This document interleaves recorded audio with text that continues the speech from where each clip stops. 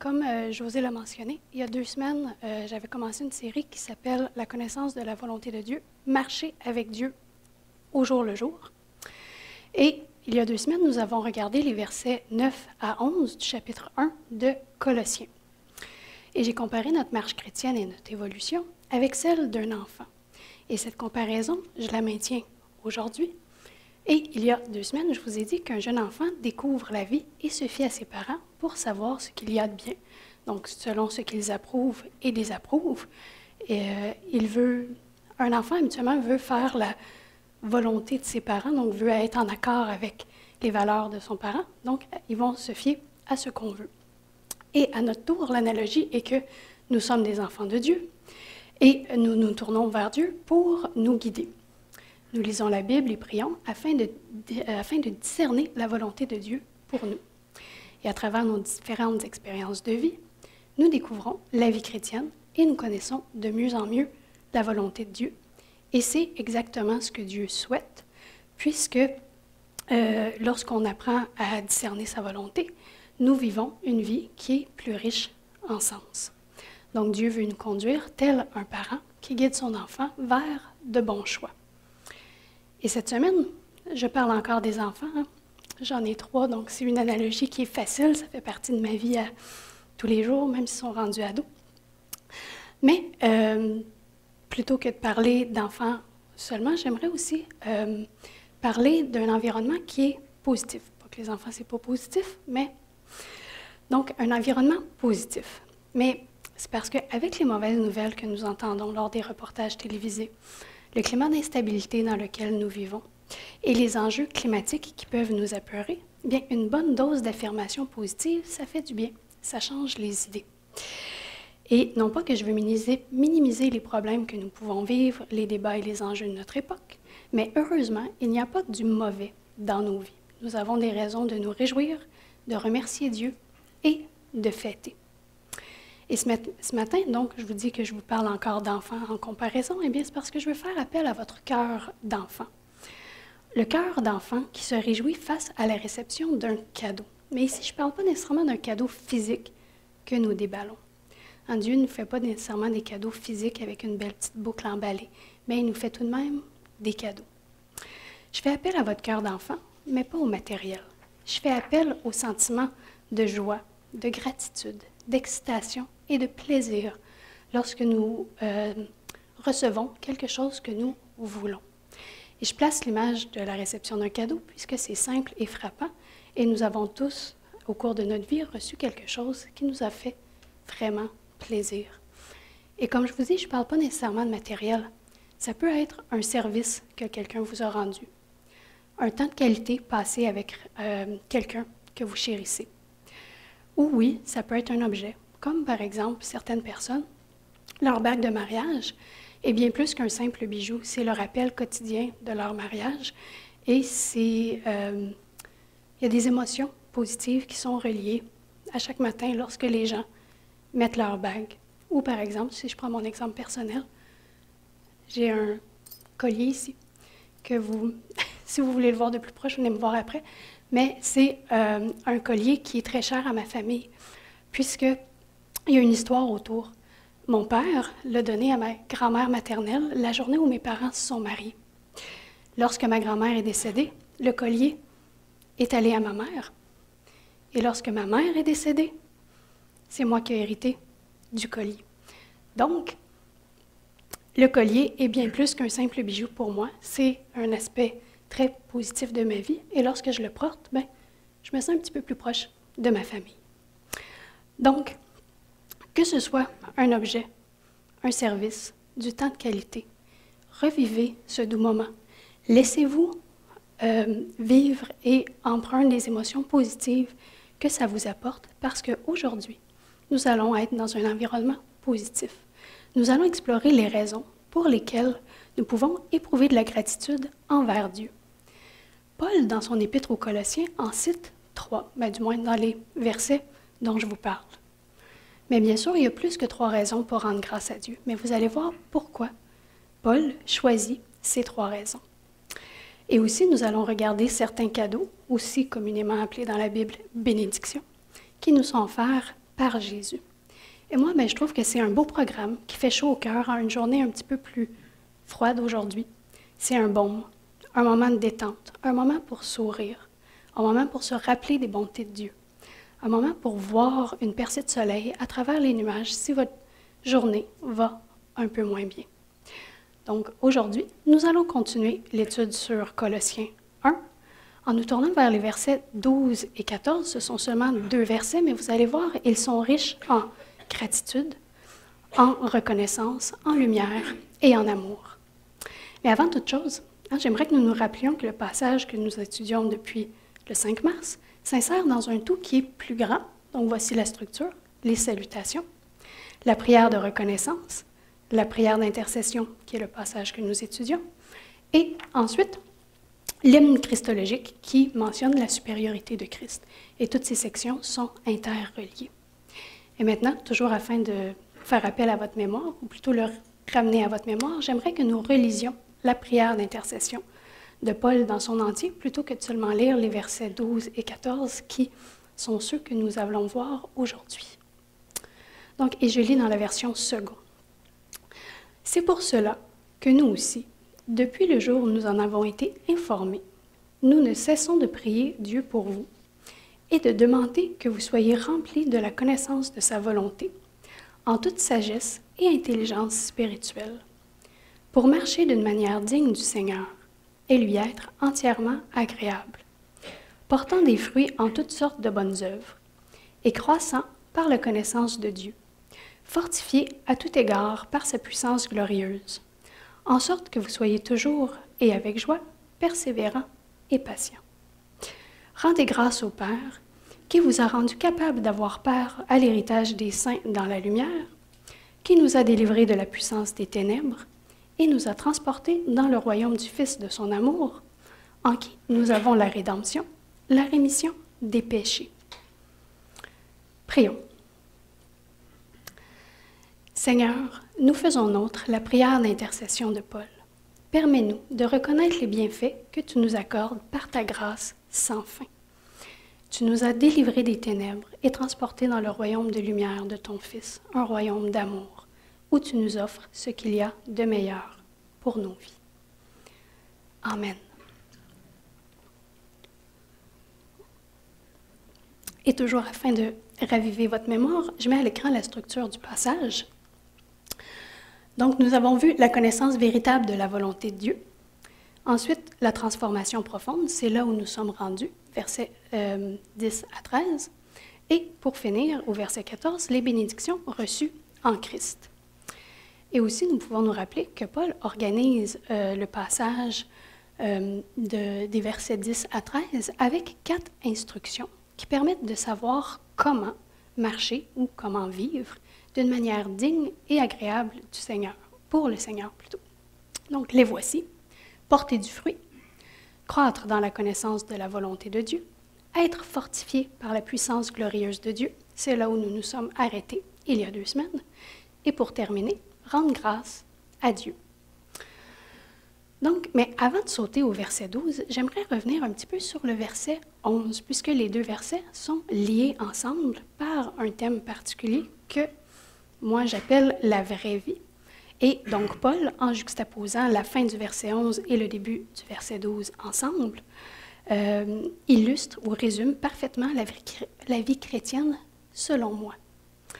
Parce qu'il dit « Fortifié à tout égard par sa puissance glorieuse, en sorte que vous soyez toujours et avec joie, persévérants et patients, rendez grâce au Père. » Ici, Paul montre l'équilibre que nous devons maintenir dans notre vie, parce que nous vivons à chaque jour des situations qui sont différentes, des fois voire grandement différentes. Il y a des saisons dans notre vie.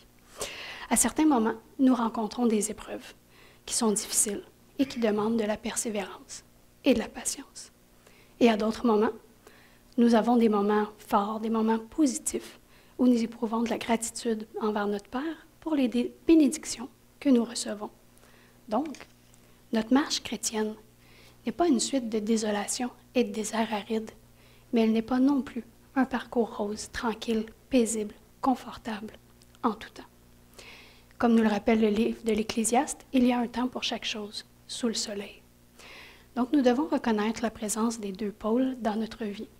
C'est le pôle positif et le pôle un petit peu plus sombre, un petit peu plus négatif. J'aime moins le mot négatif, c'est plus coupé au couteau, on va y aller pour sombre. Et je pense qu'en tout temps, nous devons avoir une vie qui nous permet de demander de l'aide en temps de détresse, de pleurer lorsque nous éprouvons du chagrin et de nous réjouir en temps de bien-être, et ce, sans culpabilité. Nous devons nous laisser le temps de vivre chaque émotion, chaque période, les temps de persévérance et de patience et les temps pour rendre grâce.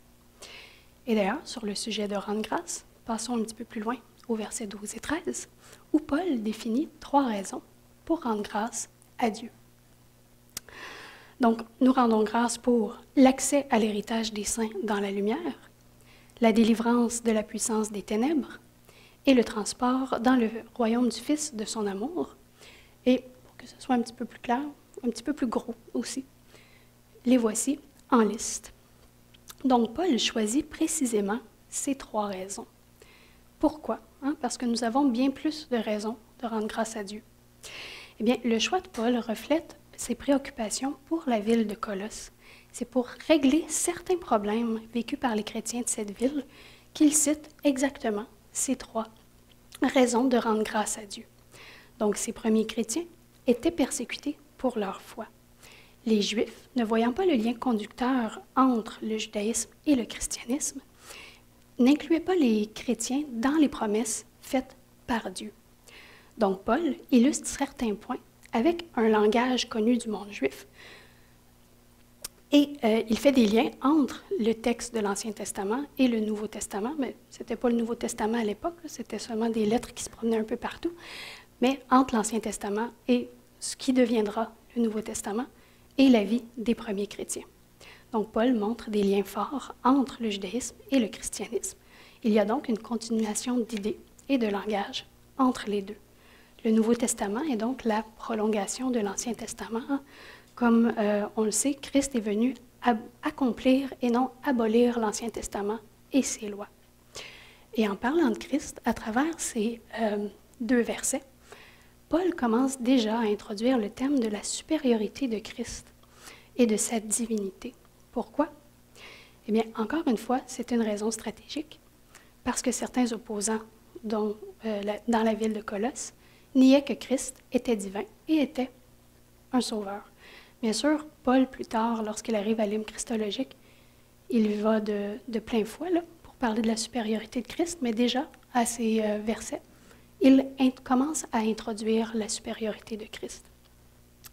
Et si nous continuons, donc Paul mentionne que les chrétiens ont accès au royaume dans le verset 13. Ils sont inclus donc dans les promesses de Dieu. Ils peuvent rendre grâce parce qu'ils ont part à l'héritage, au royaume de lumière, au royaume du Fils. Et c'est Dieu qui nous permet d'entrer dans son royaume. Par nous-mêmes, nous ne pourrions pas accéder à l'héritage. Nous ne pouvons pas travailler pour notre héritage. Ce privilège nous est accessible parce qu'en nous convertissant, nous avons répondu oui à l'invitation de Dieu. Et par son Fils, Dieu nous a lavés, nous a rachetés et il nous a permis donc d'entrer dans son royaume. Porter du fruit, croître dans notre foi ou dans notre connaissance de Dieu, être fortifié et rendre grâce, ce n'est pas ça qui nous qualifie pour entrer dans le royaume de Dieu. Toutes ces actions sont des résultantes de notre conversion afin de notre désir de vivre selon la volonté de Dieu parce que nous le connaissons de mieux en mieux. C'est seulement et vraiment par la grâce infinie de Dieu que nous avons accès à son royaume et par le sacrifice de Jésus. Et Paul, dans ces versets, qualifie l'héritage. Il dit qu'il est la lumière. Et il fait un contraste entre la lumière et les ténèbres. Cette lumière dont Paul parle est le symbole de la sainteté, de la vérité, de l'amour et de la gloire de Dieu. Donc cette lumière caractérise Dieu et Jésus et elle se reflète sur nous. Le royaume de Dieu, finalement, pas le royaume de Dieu, mais le royaume de lumière est là où la souveraineté de Christ est acceptée. Alors, ce n'est pas seulement le royaume de la vie éternelle, le royaume à venir dont parle Paul. Oui, cette notion de temporel futur est présente, mais ce n'est pas la seule dimension temporelle. lorsque nous avons accepté Dieu, nous avons été sauvés dès maintenant. Nous sommes déjà dans le royaume de lumière, puisque nous ne sommes plus dans le royaume des ténèbres. Nous ne sommes plus dans le royaume du malin, mais bien dans le royaume du Fils. Parce que nos yeux, suite à notre conversion, se sont ouverts à une nouvelle réalité. Nos cœurs ont reconnu Jésus. Notre âme aspire à se rapprocher de Dieu et nos oreilles écoutent le Saint-Esprit. Donc, notre position est fermement ancrée dans le royaume de lumière. Et bien que notre vie sur terre ne soit pas parfaite, ce royaume est à nous présentement. Il nous est accessible par l'entremise de Christ. Parce que nous ne vivons plus dans l'ignorance, dans les mensonges et dans les ténèbres. Nous en avons été libérés lorsque nous avons laissé Christ régner sur notre cœur et dans notre vie. Mais ici, il y a quand même une tension. Nous avons un pied dans chaque monde. Comme nous avons été sauvés, nous sommes un pied dans le royaume de lumière, mais nous vivons également dans un monde déchu. Donc, nous avons également un pied dans le monde qui est le contraire du royaume de lumière, donc on peut dire le royaume des ténèbres, si vous voulez. Donc, nous pouvons donc vivre une tension, ressentir une incohérence entre notre idéal et la réalité. Nous pouvons vivre dans un certain paradoxe qui nous tire de l'intérieur, puisque nous faisons l'expérience du royaume du Fils dans un monde où le règne de Dieu n'est pas encore complet. D'où l'importance et la nécessité de la persévérance et de la patience. Et pour continuer l'analogie de Paul, qu'il utilise à travers le judaïsme et le christianisme, tout comme le peuple d'Israël a été secouru d'Égypte, nous avons été secourus. D'Égypte, ils sont entrés en terre promise. Du royaume des ténèbres, nous sommes entrés dans le royaume du Fils. Dans les deux cas, nous avons part à l'héritage, et dans les deux cas, nous sommes passés de l'esclavage à la liberté. Ici, nous passons maintenant au dernier verset, le verset 14. Paul, ici, j'ai dit qu'il introduisait à travers les versets 12 et 13 la supériorité de Christ. Ici, il prépare vraiment avec aplomb l'hymne christologique qui suivra. Cet hymne illustre la supériorité de Christ, mais ici, présentement, l'apôtre insiste sur la divinité de Christ et son rôle en tant que sauveur. Il attire notre attention sur l'importance de Christ et son rôle, parce que Paul va citer deux bénédictions que nous recevons en Christ, c'est-à-dire la rédemption et la rémission des péchés. Donc, c'est donc en Christ, par notre union, que nous avons la rédemption et la rémission des péchés. Mais au fait, qu'est-ce que la rédemption? Eh bien, c'est le rachat. C'est le prix payé par Jésus afin de nous arracher à l'esclavage. Et encore une fois, Paul fait appel à un concept qui était très commun à cette époque. Donc, c'est une rançon qui est payée. C'est une pratique qui était utilisée pour racheter des esclaves. Le propriétaire devait offrir quelque chose d'une valeur égale ou supérieure à son esclave. Et dans notre cas, Dieu a offert son Fils bien-aimé. Il a offert Jésus afin que nous puissions être rachetés. Ce n'est pas la connaissance, les bonnes œuvres ou les rituels sacrés qui nous sauvent, mais bien la grâce de Dieu et le sacrifice de Jésus. Et pour ce qui est de la rémission des péchés, c'est l'expiation des péchés, c'est l'apaisement, c'est le pardon. Nous avons accès à Dieu par l'entremise de Jésus. Le voile s'est déchiré. Nous n'avons plus de barrière. Nous pouvons être en présence de Dieu parce que nous avons été pardonnés. L'expiation des péchés, le pardon des péchés, ne se trouve pas dans un sacrifice temporel ou temporaire, mais bien en Christ. Et encore une fois, je vous dis que Paul fait beaucoup de liens. Ces deux bénédictions sont liées. La rédemption permet la rémission des péchés, donc le rachat permet le pardon des péchés. Et ici, vous pouvez peut-être vous demander qui est ce « nous » dont Paul parle. Eh bien, ce « nous », c'est Paul, Timothée, les Colossiens, les chrétiens passés, présents et futurs. Nous sommes tous transportés dans le royaume du Fils de son amour. Nous avons tous la rédemption.